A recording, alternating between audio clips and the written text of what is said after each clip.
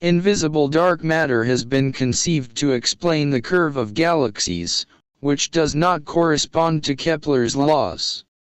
This dark matter is believed to fill the universe and could therefore be likened to a medium, an ether.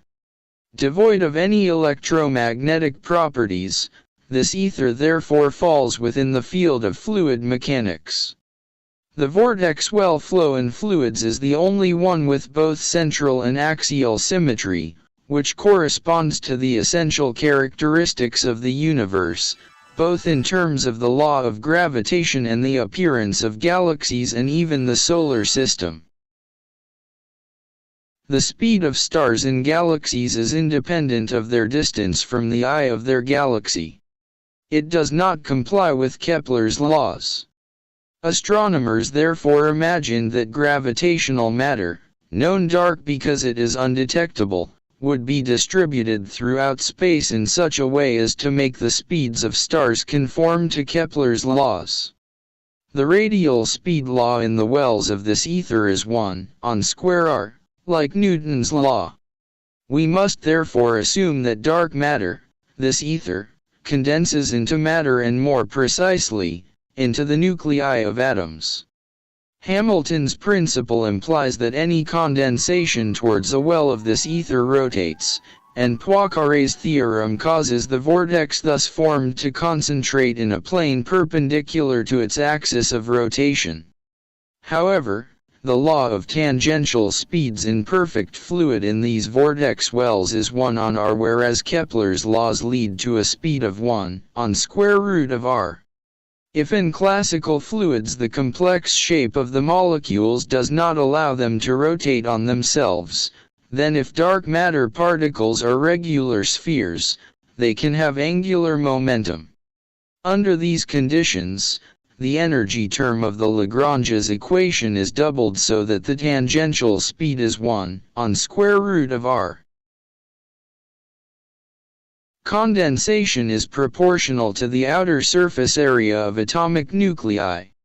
On the other hand, the drag of the ether on atom nuclei is proportional to their apparent surface area, and therefore also to their outer surface area.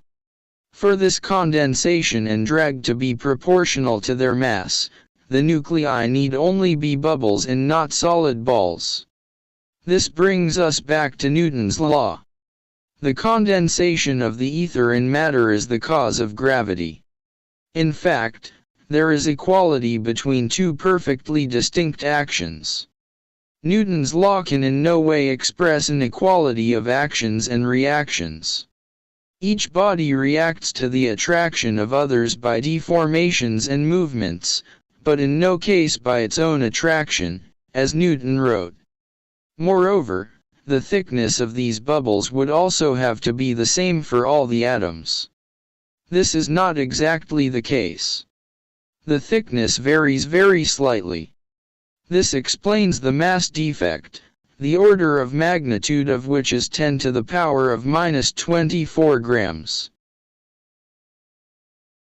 In this well vortex flow in a fluid with angular momentum, the variation in the angular momentum of the fluid's rotation as a whole is not equal to the variation in the angular momentum of the fluid's particles.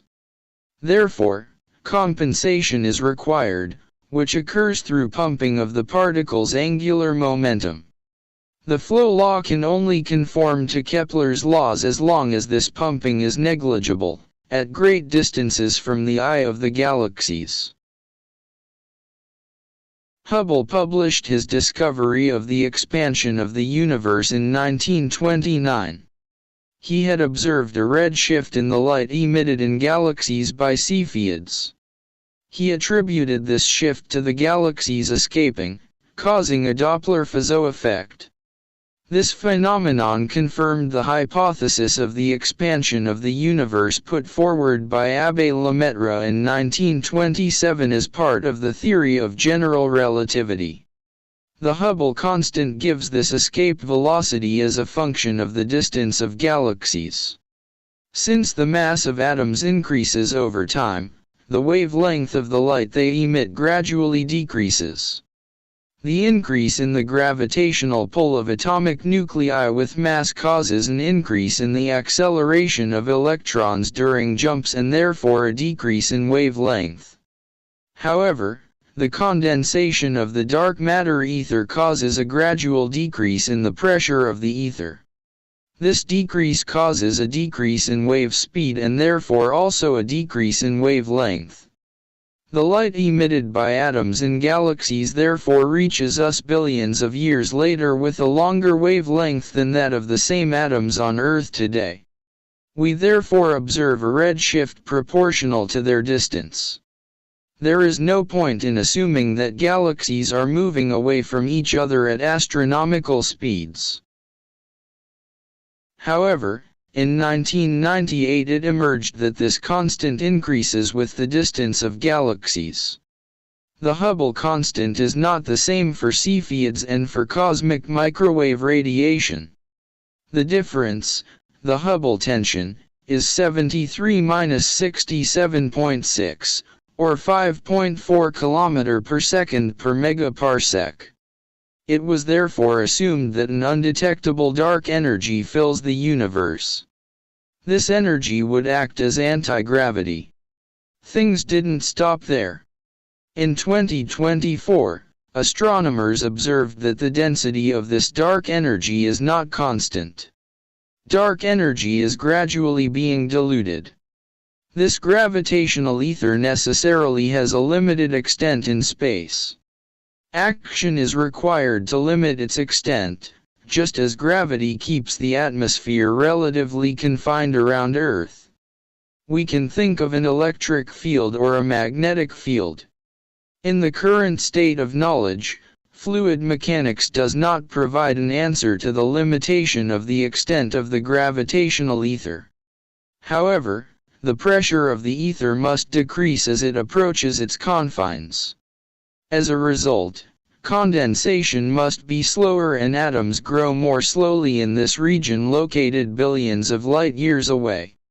The redshift of galaxies located in this region must therefore be greater than that which would result from distance alone. This explains the Hubble tension.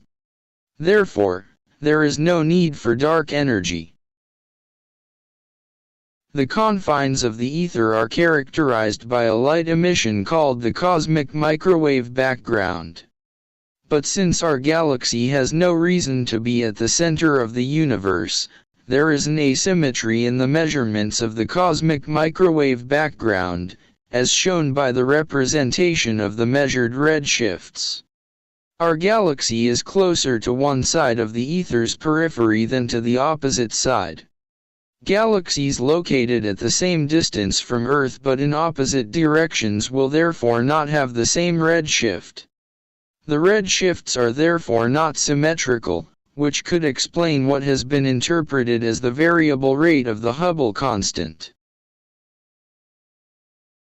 The speed of waves in the ether is the root mean square of the agitation speeds of the particles that compose it.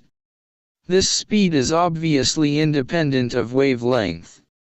So-called gravitational waves are ether waves, like light. The transverse transmission of angular momentum explains the transverse properties of waves that can propagate in this ether.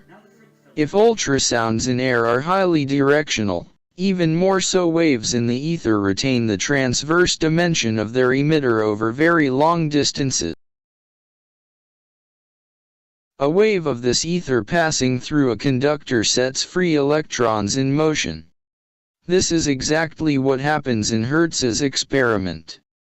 Electromagnetism specialists will have no difficulty deducing all the electromagnetic properties of light from this.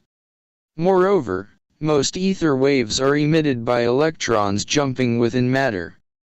These causes and effects of light have led to the attribution to it of an inherent electromagnetic nature. This arbitrary postulate imagined by Maxwell becomes as superfluous as dark energy. This dark matter ether allows us to explain gravity in an extremely simple way.